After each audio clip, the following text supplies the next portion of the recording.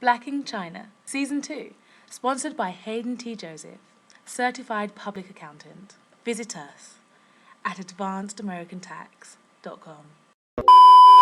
We moved to Harbin around the same time that Thank you very much. Oh, wow. Welcome. He's giving me such free applause. This is really nice. You have to drink one now. Yes. This is not what I expected tonight. Get the night started early. Yeah, exactly. It's about to finish early. That's it. Yeah. 这是黑人在中国。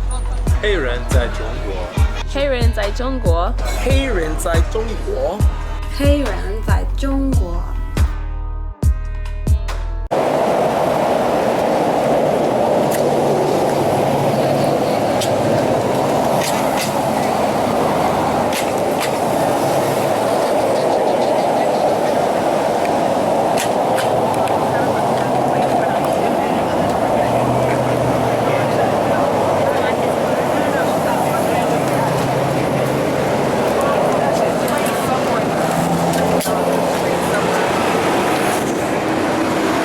So somebody asked me why I came to China. Actually, Marcus asked me why I came to China. He asked me why am I going to China? And here's my answer. Why not? Simple. What the fuck do you have to lose? When my students ask me, why be in China? I say, why not? What else are you doing? What else are you doing with your life? Honestly, you could do anything on this earth. That's what they tell us, right? And then you go to college to learn how to work for other people, learn skills that would teach you to work for other people. I mean, I'm not one of those professors. I'm the professor who tells you that money isn't worth shit. I do that often because it's not. And at the end of the day, the only thing that you're gonna have is your experiences. I like talking to old people because old people have stories to tell. I don't like being in nursing homes because I feel like it's like detention centers for old people, so there's a line, but I like talking to people who are older than me because they always have a story to tell, and I feel like those stories are created by our experiences, so why not?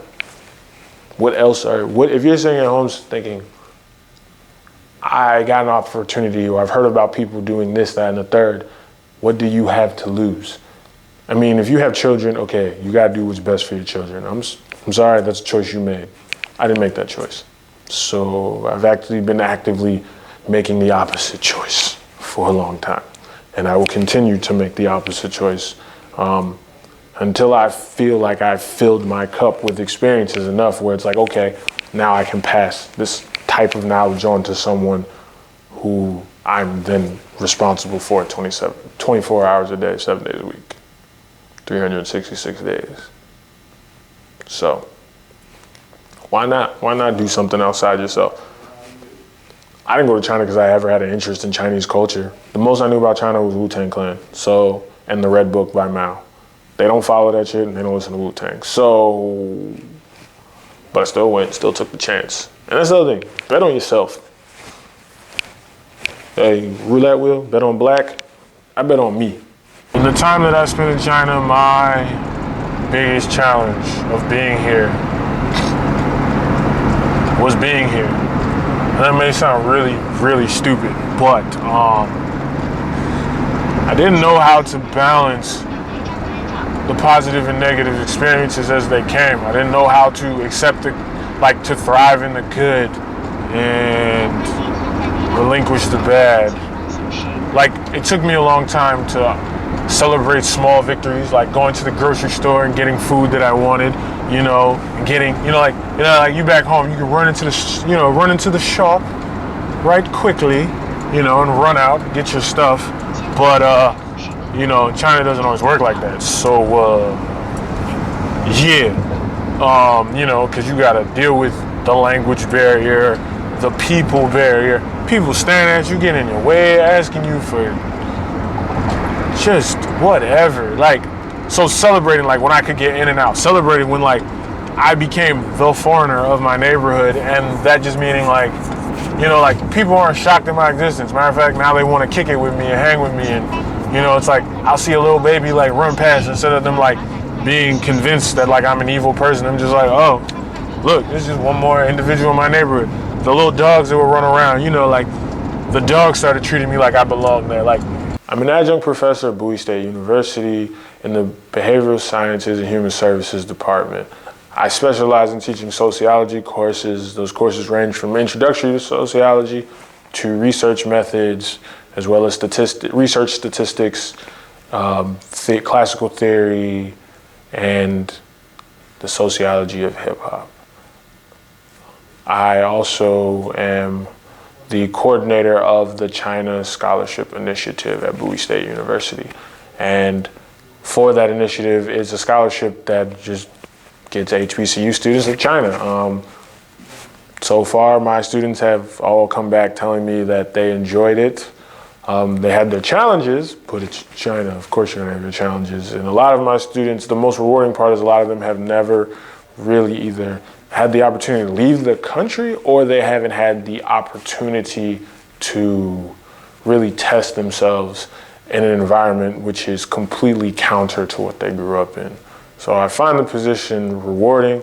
Teaching is interesting because I learn just as much. I know it sounds really cliche. I learn just as much as but I do learn a lot, especially in my survey courses. So the goal of the series for me is to be a resource, to be a valuable resource for people.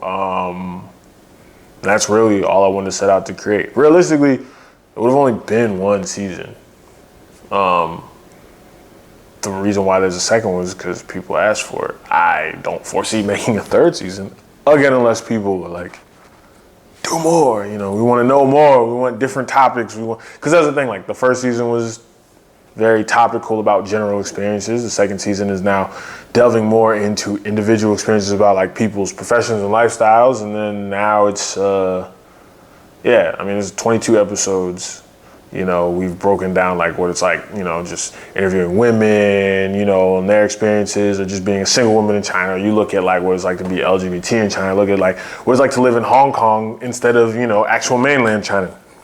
You know, I guess we messed up because we didn't go to Taiwan. So I guess we gotta go to Taiwan and Tibet. I'm sure there are black people out there. You know, we took an approach where we had a college professor interview someone in Southwest China. But the goal for me was realistically just to be a resource. That's all I wanted it to be. And I wanted, you know, Black in China isn't the only series I've done, ethnographic series I've done. I've also done Black in Doha, documenting people's experience, Black Westerners' experiences in Qatar. And, you know, I'd like to do other series. I'd like to continue understanding and delving into what Black identity is, because just by saying Black, it has different contexts and different cultures and different societies, and I kind of want to delve more into that as a researcher, as a professor, as a scholar. But the series, for any series I make, I want it to add value, and I want that value to be reflective in the fact that Black people who watch it can see themselves in it and can understand that what is for you, you know, and what isn't for you, what you can deal with, you know, the people like you, and then, you know, see ourselves in a different light, you know. So many repetitive narratives. Not to say some of those narratives aren't bad, you know, if they can make 1,000 Holocaust movies, then I don't see why we can't make 1,000 slavery movies. Like, never forget. At the same time, they also make 1,000 gangster movies, and like, who are the protagonists killing each other? You know what I mean? Like, yeah, they do the Italian ones, but they also do Black ones. And I think that there's got to be a point where we're putting our narratives out there. We're telling our own stories, and by us telling our own stories, we get to define, then again, who we are. We don't let another image do it, you know?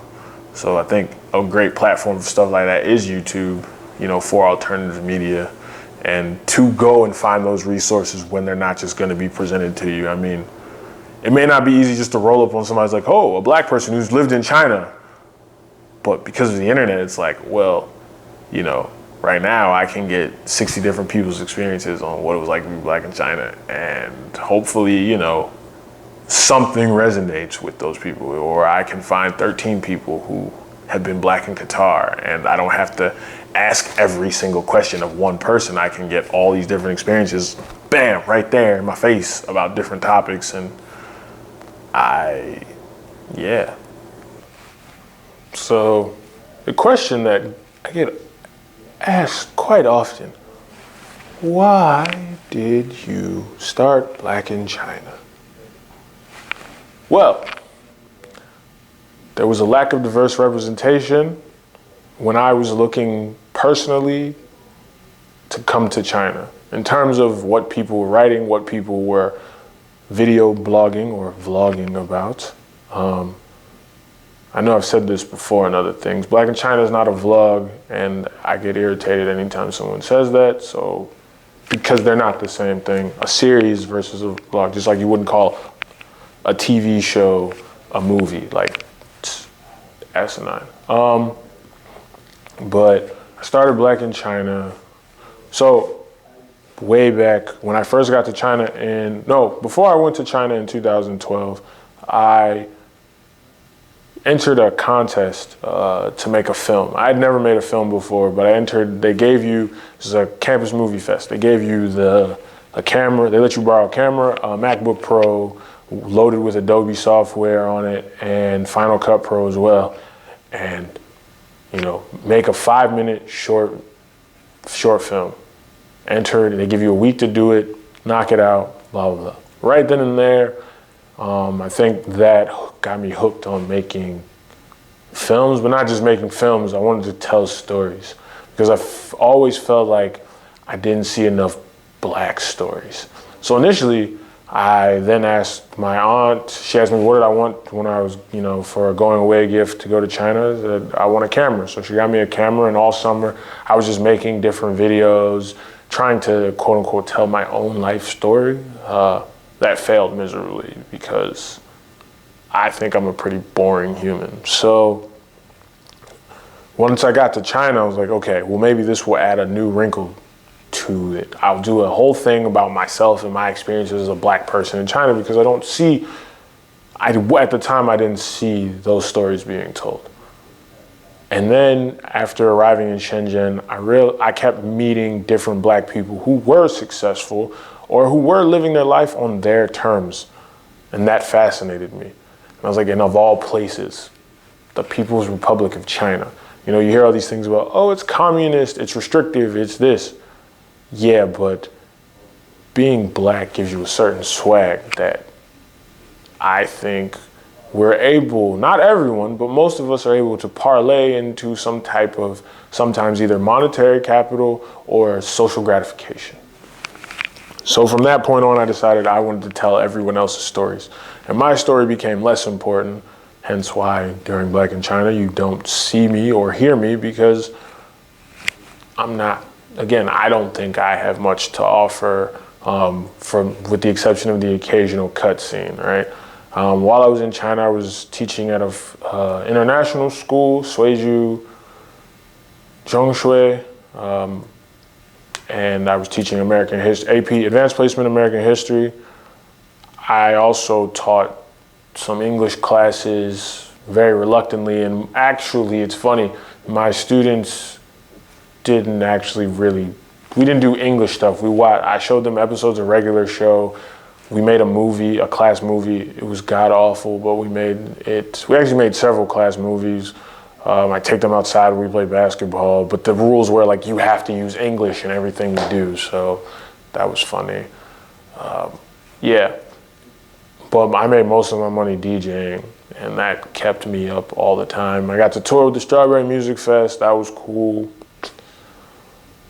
But yeah, I don't think I'm that interesting. So I got the idea to tell the stories, tell other people's stories, and I just call the series, Black in China, because this is just Black people in China. I did limit it to Western expatriates because when I did get to meet African people who would speak to me, their experiences were very, very different, and I didn't think that'd be fair to amalgamate and mesh their experience with someone who's got a European passport or an American passport or a Canadian passport or someone from the Caribbean. It's completely different.